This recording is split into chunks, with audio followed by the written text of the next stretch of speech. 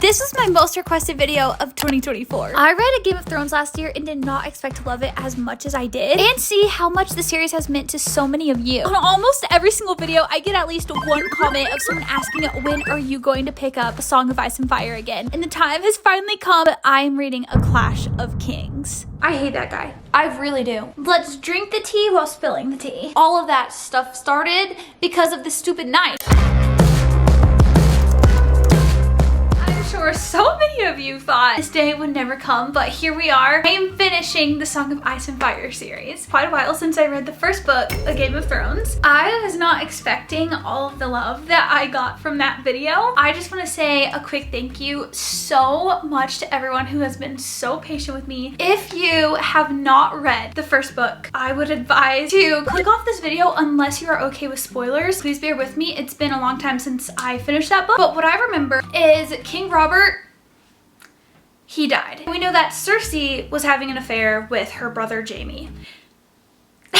King Robert's son Joffrey, he ordered for Ned Stark's execution. So now the North has declared itself independent from the Seven Kingdoms. War has begun. Sansa is still with Joffrey. She's still, unfortunately, there in the castle. And then Arya, the other sister, she actually escaped. And Arya is she's incredible. So that's kind of the main point of where things ended. There's a lot more, like Catelyn Stark. Before all this happened with Ned, she held Tyrion Lannister, Cersei's brother, hostage. It's kind of what sparked all of this, because she thought that, and you know what, it's a lot to get into, but if you know, you know. That's where we left off on the first book though. Now, jumping into A Clash of Kings. Wait.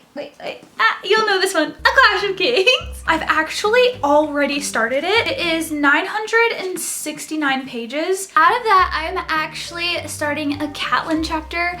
I am on page 470. It feels like I'm making no progress in this book because they're just ginormous. So right now, some things I kind of wanted to cover is we picked back up. We've added another POV. We've added Theon Greyjoy, which has been interesting. The first Sansa chapter that we started out with, first of all, I loved that. I felt like George was really feeding us with like Sansa and then Arya. Like their POVs are the ones that I was most interested in after finishing the first book. 250 pages in. Jon Snow is above the wall. Why did I literally just forget? And then Arya, from my understanding, is south of the wall. And I'm really struggling with remembering the names of everyone. She was picked up by a man that basically was like, pretend you're a boy. Like that's the only way we can keep you alive. We actually got an Arya chapter and a Jon Snow chapter that really paralleled each other. There is this undeniable eerie feel that the characters feel whenever they're walking through these abandoned towns. And another thing that I absolutely love is Arya Stark. She is keeping a list of names of all, dude, she is so dope. I love Arya. She's keeping a list of all these people that have done her and her family wrong. Dude, I cannot wait to see what that revenge is going to look like. I just got so sad because I remembered that the series isn't done yet. Okay, hopefully we see that. As I was reading this book, I actually wanted to put it down at one point because of Theon Greyjoy.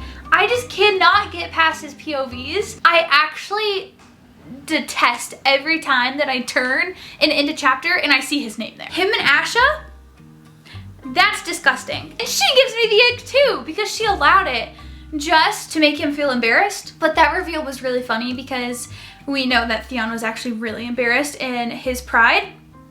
It was hit. Other than that, I'm really enjoying it. So we are going to continue on with A Clash of Kings and I'll update you guys somewhere along the way. Let's get to reading.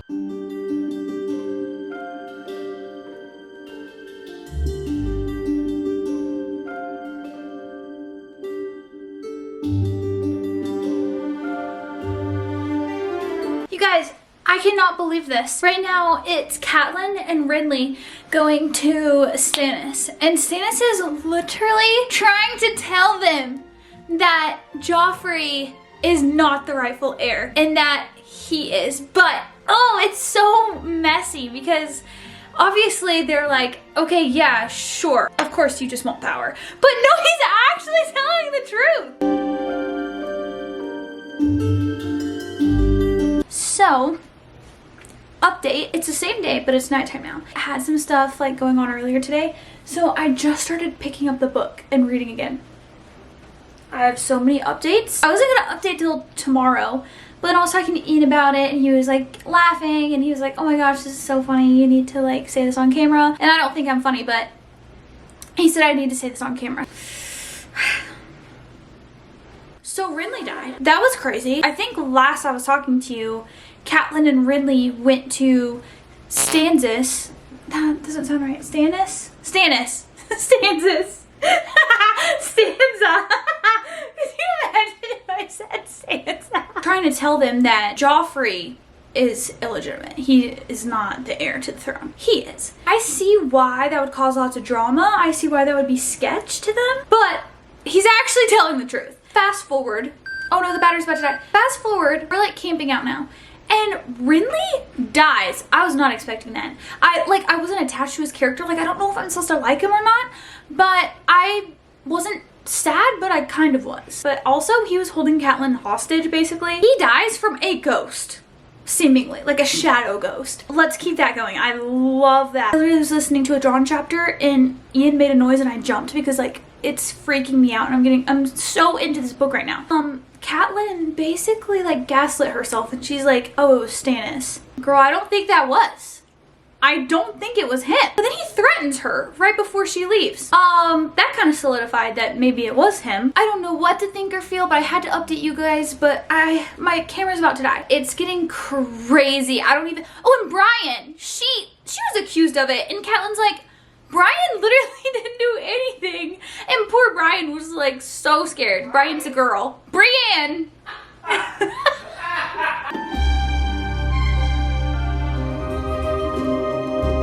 Need to have some ambient music going. By the way, I get so many questions about all of my matching cases, and it's all from Berga actually. They happen to be the sponsor of today's video. We have actually worked together before. I love them. They're the only cases that I like on my phone. They actually launch designs based on fashion trends. Every single time I go out, I get complimented on all my matching cases, and lots of celebrities love their products like Taylor Swift and Lucy Hale. And one of my favorite things about Berga is that they don't like waste and overproduction, so they actually don't produce the products until the order has been placed. Berga has different variations of their tough and elite cases. With the tough cases, they have double layer protection, where the black is the silicone interior, and then there's the hard shell exterior. And it's also got these raised bezels for screen and camera protection. And then there's their elite cases. This is their Cloud Guard technology, and it absorbs up to 90% of impact force. And it has a beautiful bezel and a microfiber soft interior. And I actually have a special friends and family discount code for you guys today, where you can buy 4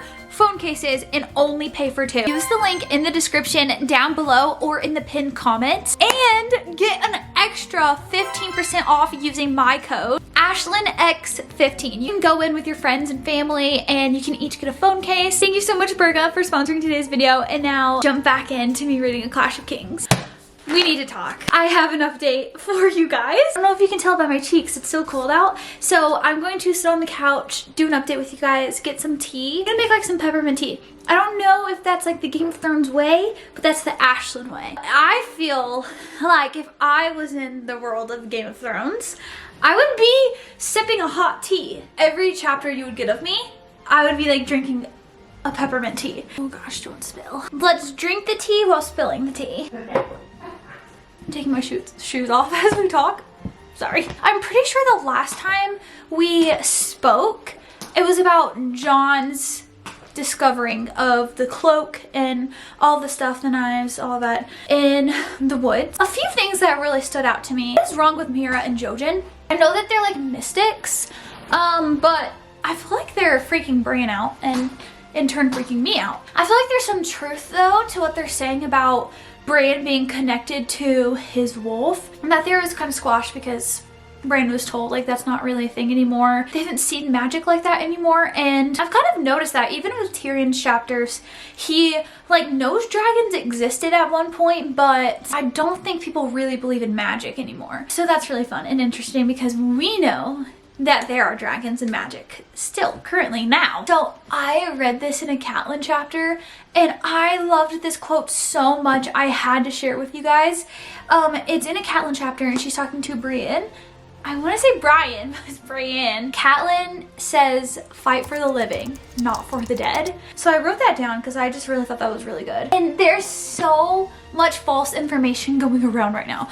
Because of King Renly's death, he was killed by, we'll say, a ghost. Although Catelyn's kind of like trying to convince herself that it was actually Stannis, but so much to it. Now gossip is spreading rapidly. And now the rumor is that Catelyn killed Renly or Brienne. We know neither one of those things is true, but we also don't know the truth exactly because we saw what Catelyn saw. I'm kind of confused as well, but I want to believe that it's a ghost. But we've been seeing that again. Like we just saw that happen to someone else again, so I think it's some kind of magic that people are using. So maybe this is just a theory. I'm gonna guess that maybe it was Stannis and that he used some kind of magic. So maybe he didn't actually slay his brother, but he like created something that did. Anyway, so that's really stressful because that's spreading so quickly, dude. And it's literally like a massive game of telephone. And you know what I love so much about this book right now? They talk about winter.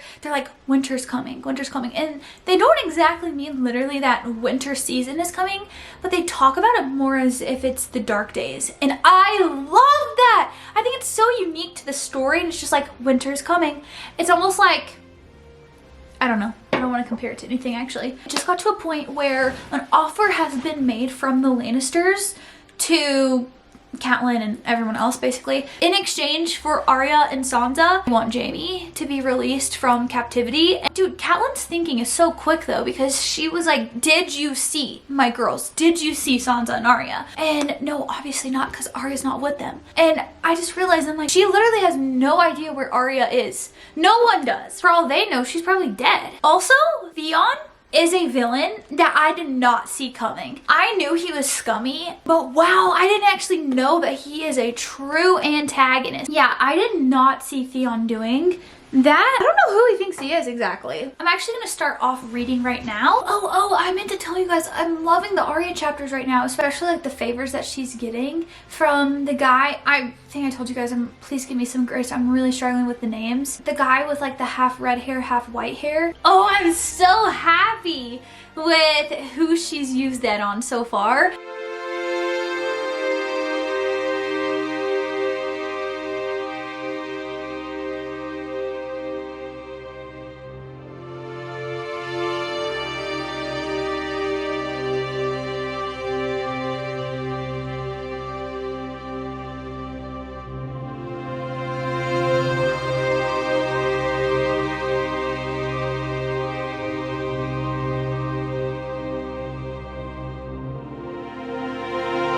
Jaqen just like shapeshifted, basically. What does that mean? And he gave her a coin because he said it's a coin of great value. And she's like, is it worth enough to buy a horse? And he says, it is not meant for the buying of horses. Then what good is it? As well ask, what good is life? What good is death? If the day comes when you would find me again, give that coin to any man from Bravos and say these words to him. I hope that that's like a promise. They'll see each other again because that was really crazy. That was so crazy. He really kept his word too.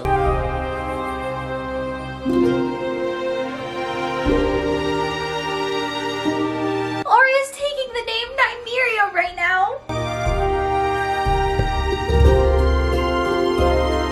What? Arya's becoming the cupbearer?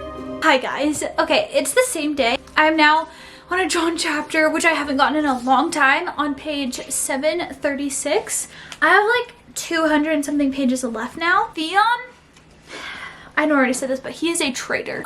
There's like no one to stop Balin because Ned is dead, and Ned was the one who reined him in the first time, and that's how Theon Greyjoy went with the Starks, because that was like a consequence. That was the ramifications for Sir Balin's actions. Robb released Theon to his father. So Theon left, we saw like him meet up with his father again, all of that. And now, oh my gosh, it is literally a clash of kings. He wants to like expand his land So that's why they're like, oh, Winterfell is ours now.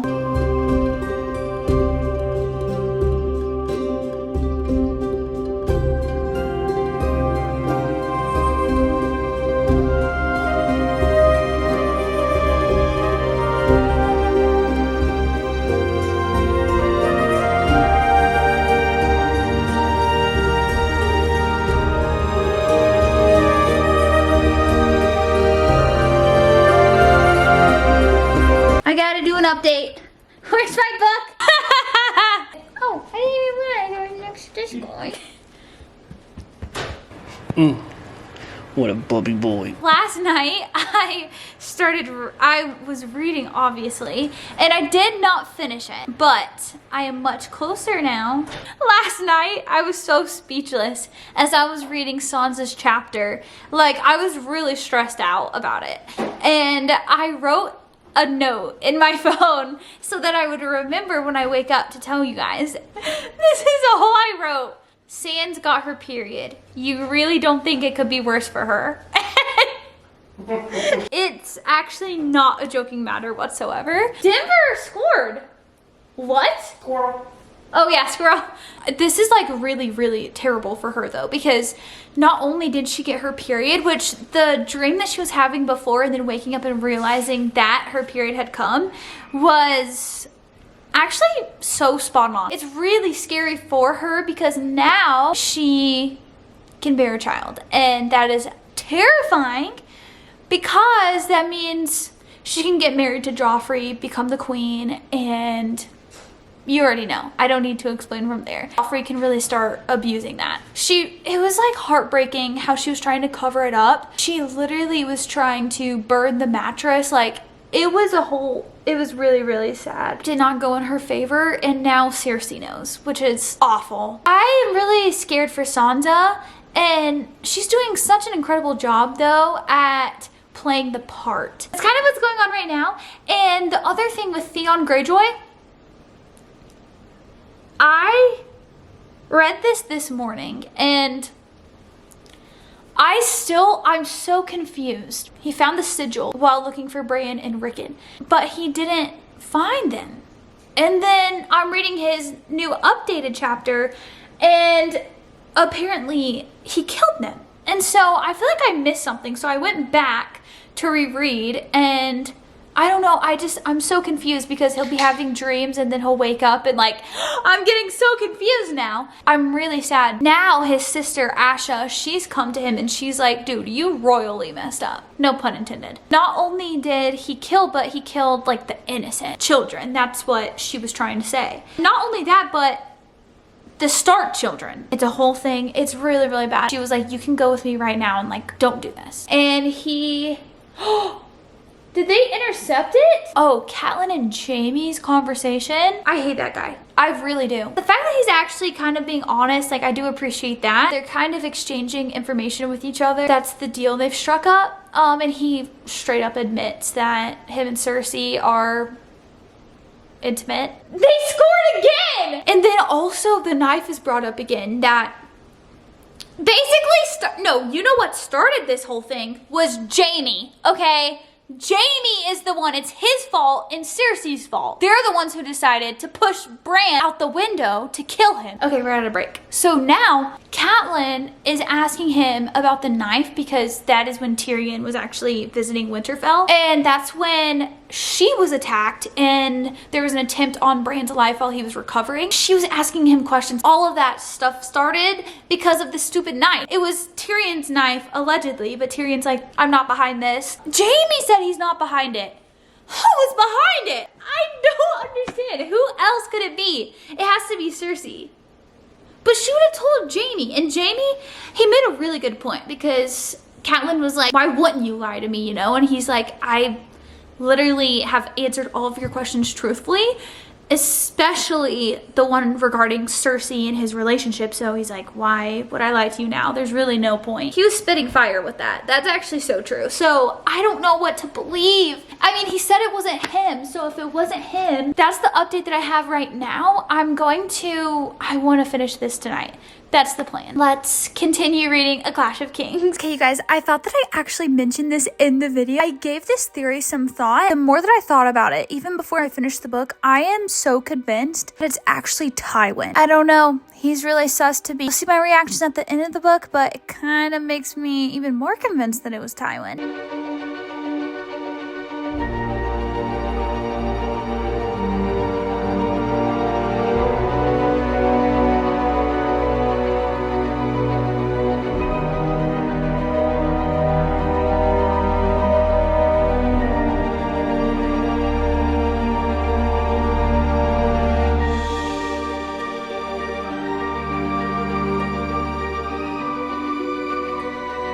Ginger and Hot Pie, please show up. Please. Yes. You killed him, Hot Pie. Yes. No, last Sansa chapter. I'm scared. It is now 10:10 and I am so tired. I'm actually like usually getting ready for bed or like already in bed at this point. I have like 4 chapters left. I am almost done. I think I have like 60 pages left. I want to be in a good frame of mind when I give my conclusion of this book, and I feel like if I were to end it tonight and then just like in the video have my final thoughts and everything, I don't think it would be as good. I want to keep reading really, really, really, really badly because right now everything's happening at once. It's like everything has been building up to this moment. So I'm going to force myself to stop for the night, get some good sleep, and update you guys tomorrow morning. So I'll see you then. Hi guys, good morning. It's the next day. I just woke up and I was like, we have to get right to the book today. And I actually went ahead and started reading Sansa's last chapter, and I am so happy. I'm so excited. This is like the first moment in the series where I'm actually, other than the fact that Rob is kicking everyone's trash, I am so surprised that Joffrey doesn't want Sansa to be his wife anymore. He's gonna marry someone else. Yeah, so that's where I'm at right now. She just went up to her bedchambers and she cannot believe she's now released from being Joffrey's, I don't even know, future wife, hostage. That's the only thing I'm worried about. I don't think she's gonna be able to just go home. Well, she can't go home. She doesn't have a home anymore. And she doesn't even know that. Oh, it's so sad. It's so sad. So let's finish up Sansa's chapter because next we have a Theon chapter.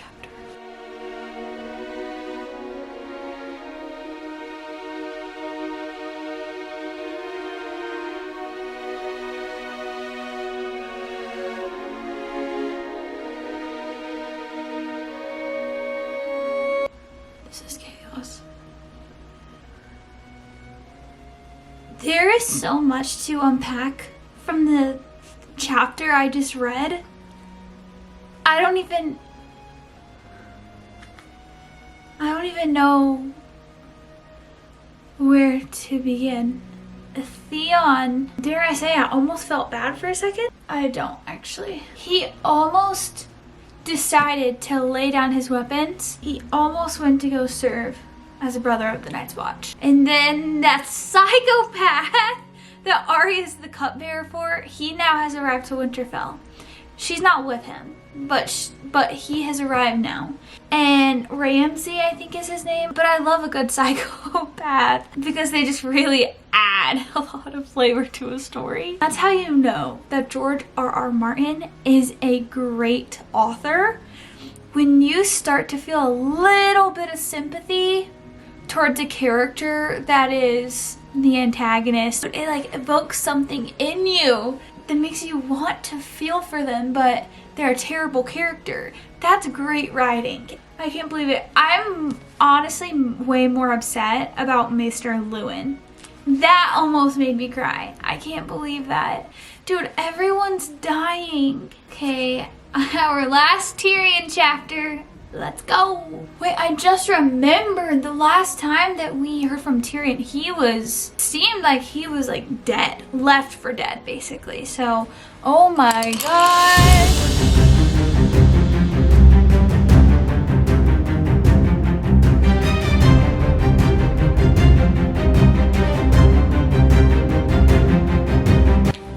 There's so much betrayal. Oh my gosh. Lord Tywin is now the king's hand? Oh, now our last Jon chapter, and then we have one more after this, a Bran chapter. Oh, this is crazy. I hope it's Bran, not in the afterlife.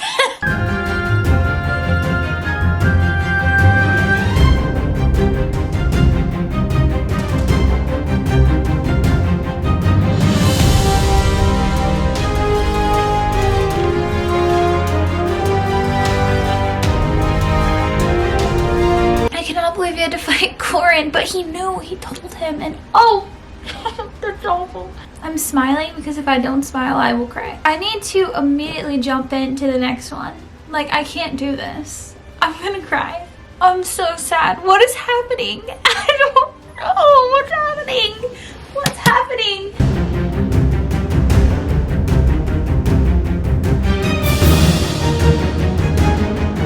I need to know what happened to Bran and Rickon. Now everyone's down there where they were buried, I guess. And I just have so many questions.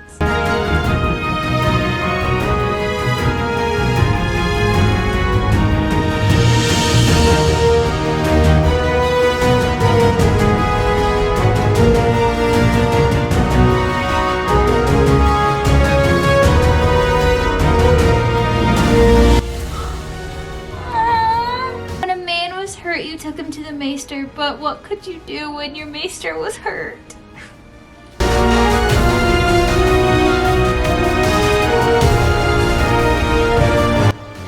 Oh my gosh, dude.